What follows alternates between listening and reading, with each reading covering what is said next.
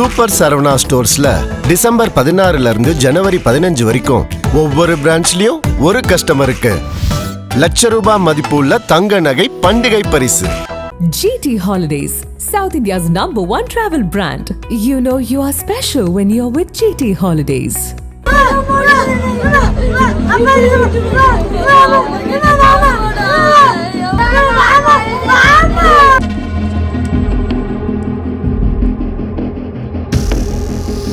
திருநெல்வேலி மாவட்டம் நான்குநேரி அருகே மஞ்சங்குளம் பகுதியைச் சேர்ந்தவர் 42 வயதான இசக்கிமுத்து.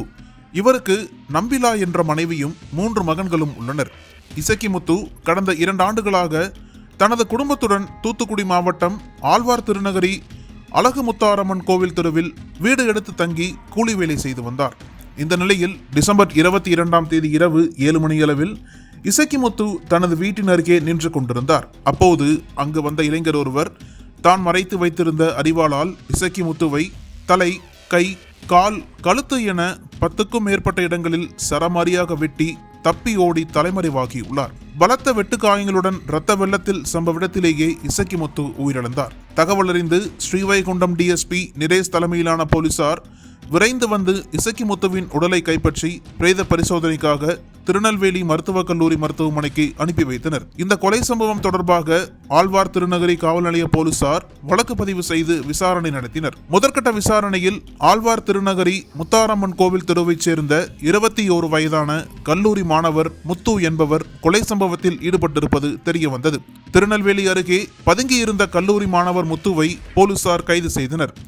பிடிபட்ட அவரிடம் போலீசார் நடத்திய விசாரணையில் கல்லூரி மாணவர் முத்துவின் தாய்க்கும் கொலை செய்யப்பட்ட இசக்கிமுத்துவுக்கும் கடந்த 1 வருடமாக பணம் கொடுக்கல் வாங்கல் தொடர்பு இருந்துள்ளது. இந்நிலையில் கல்லூரி மாணவர் முத்து இசக்கிமுத்துவிடம் ரூபாய் 10,000 கடனாக வாங்கியுள்ளார்.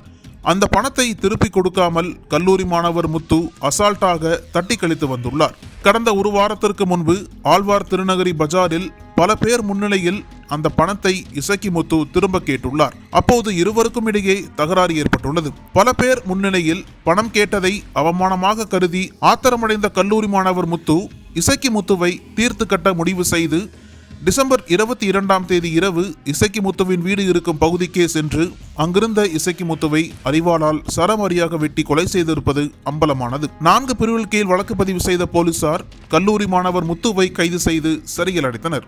கடன் கொடுத்த பணத்தை திரும்ப கேட்டதற்காக வீட்டின் முன்பே கூலி தொழிலாளி வெட்டி படுகொலை செய்யப்பட்ட சம்பவமும், இந்த கொலை சம்பவத்தில் கல்லூரி மாணவர் ஈடுபட்டு கைதாகி இருப்பதும் ஸ்ரீவைகுண்டம் பகுதியில் பெரும் பரபரப்பை ஏற்படுத்தியுள்ளது.